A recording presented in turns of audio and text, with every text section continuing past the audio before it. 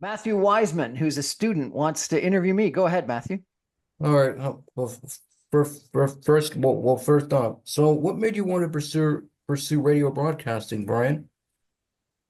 So I've been very involved in the community and the city and politics and charitable stuff. A local radio station got a CRTC license and wanted someone to come on and do a show. And so it sounded like a fascinating opportunity to be curious and interview lots of different people and find out what they're all about. All right. Well, could you tell me about your experience as a radio broadcaster, please? Sure. So I've been doing it for 5 years, and it's on AM radio, which may be a relic of the past, but people still listen to, particularly when they're in their car. But I also publish it on social media, on YouTube, on podcast servers, and it's interesting where a lot of people now want to consume content when they want to consume it, when it's convenient, and so I get almost as many people listening or watching it through other means than listening to it on the radio at 6 o'clock. So I'm on every night at 6 o'clock, Monday through Friday. And I think that is convenient for some people that are driving home or whatnot. But a lot of people want to miss it, are interested in the topic, want to catch it later. And so therefore having it also available in other places makes sense. That said, only being on podcasts or YouTube, I also don't think is smart, because I do think that the regularity of people that want to listen, maybe not every day, but on a fairly frequent basis at that time period that you're on, is also helpful. So some people like the regularity of AM radio or FM radio or TV. Some people like the podcast or social media or YouTube opportunity. All right. So what does radio mean to you, Brian Crombie, and how does it affect your life? Well, I do listen to the radio whenever I'm in the car, and sometimes it's music, sometimes it's talk radio, sometimes it's news, and I feel connected. I want to know what's going on in the world. I want to hear people's opinions, and I think that you can get that through radio. Better than almost any other means, and over time, you establish a connection. I used to listen all the time to Cross Country Checkup on CBC, and I think it was an excellent way of getting a sense not only of the host, but of people from across Canada. One of the things that I really enjoyed doing, and my radio station is encouraging me to do more often, is have my own point of view, and not just interview people, but to put forward my argument.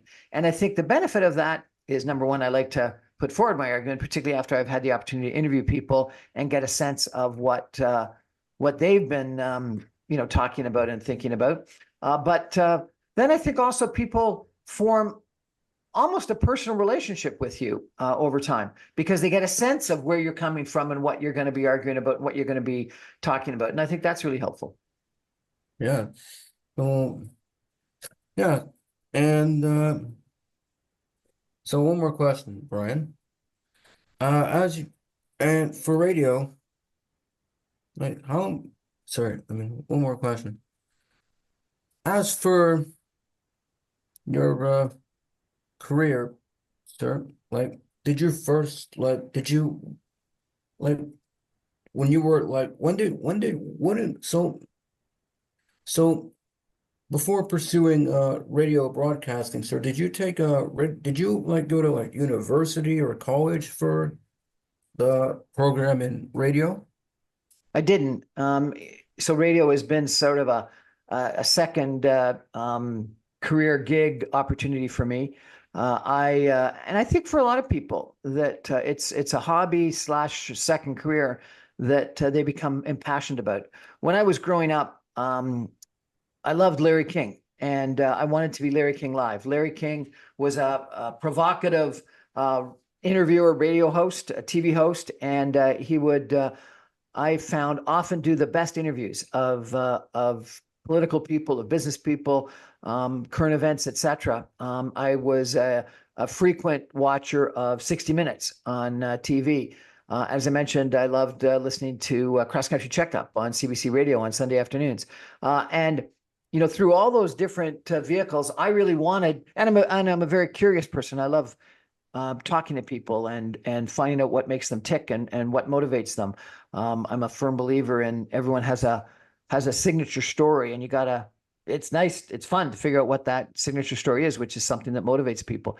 And so I've always been interested in talking to people and interviewing them, and being on the radio, on talk radio, I get the opportunity to do that. And unlike in regular life, where some people might want to be interviewed and other people don't want to be interviewed, if people voluntarily come on my show, they know they're going to be interviewed, and they want to be interviewed, and they want to sort of expose themselves. And often we get into the personal, and I find that the most compelling interviews are when people open up, become a little bit vulnerable, and share with the world not only what their issue is, what their policy is, what their passion is, but a little bit about themselves from a personal standpoint. And that vulnerability is excellent. And I think you get that best through interviews, and often best through radio interviews, because people feel open to do so for some reason, more so than on TV, because on TV, when they're in a big studio setting and lots of cameras on them, they feel far more self-conscious than if they're just sitting